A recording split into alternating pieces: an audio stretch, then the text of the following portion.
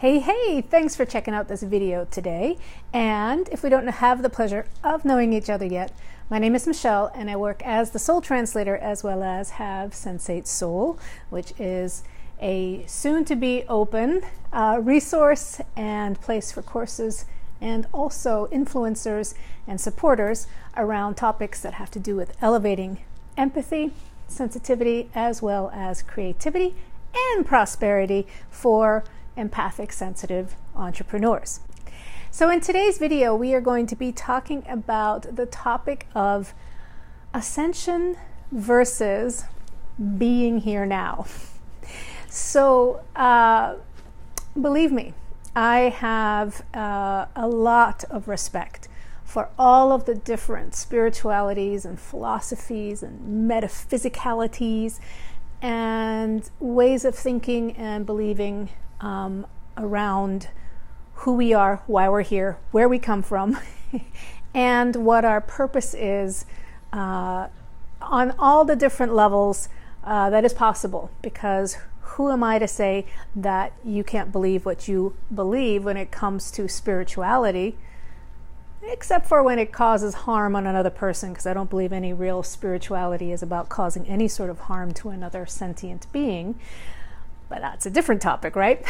But really, I say this talking about ascension because, and I'm giving a little bit of a disclaimer here that I'm not knocking anything, because there's a lot of people who do believe in different places and places of origin that then we end up on this planet and the beauty, the unbearable lightness of being and the mess that it can be, and we feel like we don't belong and we're not in the right place. And this idea around light workers and ascension and ascending, I know that for some it actually means being able to leave their bodies and ascend and be in a different realm, and for others it's a kind of, you know, it's a enlightenment and a quest for enlightenment. And that latter part, I totally is like, yeah, that makes total sense. But I want to speak about this ascension piece because I do see a lot of empaths and light workers and those who are highly intuitive. So I see this a lot in groups and a lot of the messages out there around what it is, you know, what's the higher state of being an empath or an intuitive or sensitive. And I want to talk about it for a moment here. So there's tons of different ideologies and spiritualities out there, and a lot of them for empaths and sensitives and intuitives tend to go towards this belief around being an indigo or a crystal child or a star seed. Many different ways to describe, you know, those who have highly empathic or even kind of cosmic stellar connections.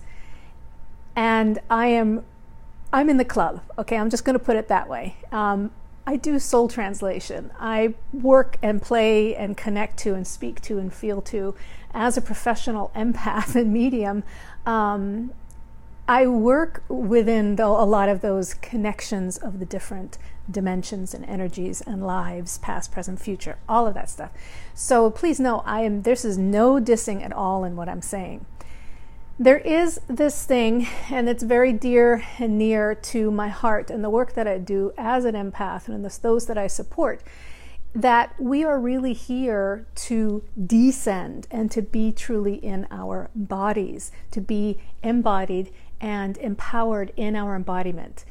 That's where all of the information resonates anyway. That's why we're here and not ascended out and out of body.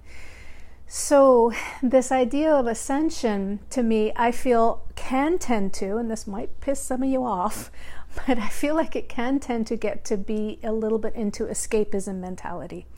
And if you take the qualities, here's my opinion, if you take the qualities of the planet or the star system or the tribe, soul tribe, that you feel you belong to, and you bring those qualities into your earth life and into your current life, and into your sense of self, the empathy, the intuitiveness, the respect, the resonance, all those things that we're known for, if you apply those to yourself, I believe that that's the best use of that kind of ascension philosophy, belief system, and for some, an actual visionary experience that you have had in many different forms, whether that's meditation, or journeying in different types. So, but this comes back down to this thing around be here now. I don't know about you, but every single spiritual book, text, most of the different disciplines, everything that goes from Jesus to Buddha to even teachers like Eckhart Tolle and everything, they all speak about being fully flesh, blood, bone, embodied spiritual entities of love and being in the now. In the sense of the empath and the sensate, this is really, really, really important because of our sensitivities. Because when we are out of body, when we leave, when we ascend or just check out, we feel it even more because we happen to have more of a subtle connection with our own subtle bodies and with our energy bodies. All of these different teachings speak about the inner body, like Tolle calls it in The Power of Now, working with that perception and sensation of the inner body to be able to contact your true heart, the source, I believe Tolle calls it the unmanifested beingness. That is the place where we tune into in meditations and in creativity, in many different realms that access that non-thinking beingness place. And for sensates and those who have extrasensory abilities, it's really, really, really important to use this tool of the embodiment. We really need to ground ourselves in our bodies to tap into that sensate sense of that inner body, the energy body, the emotional body, that state of being that really helps us be embodied in our sensitivity as our sensitivity, because that's then how we open those channels to the energies that a lot of those philosophies and spiritualities talk about with what we want to achieve or receive or experience through ascension. We can receive and experience all of that already within us. So that's why this embodiment piece is the channel to that divine connection and peace and serenity, is working with your own beingness of your inner body and sensory perception of your existence. Big word, but that's what we're all after, is to feel more alive, right? And to feel peaceful and to feel connected in that process of being alive. And that can then bring about beautiful empathic resonance and connection to our purpose. That can be the purpose in and of itself, right? So I wanted to bring this topic into the video here as something that is just so important to ground the empathic heart, the empath and the HSP in you, is to ground into your inner body, in your sensation of your inner beingness, which is so much more empowering than this idea of, hitting the the jump chute exit hatch and wanting to be somewhere else, because the truth of the matter is you're here, right? So might as well work with what you got. And if you got empathic sensitivity as part of your grand design, use it. It's really why you were given it, was for you to use it for your benefit of your life and for, if you so choose, the benefit of others through healing and energy transmutation and many other reasons. So one thing I want to add here to help support you in this kind of mindset reframe is the importance of having a daily energetic practice as an empath and sensitive.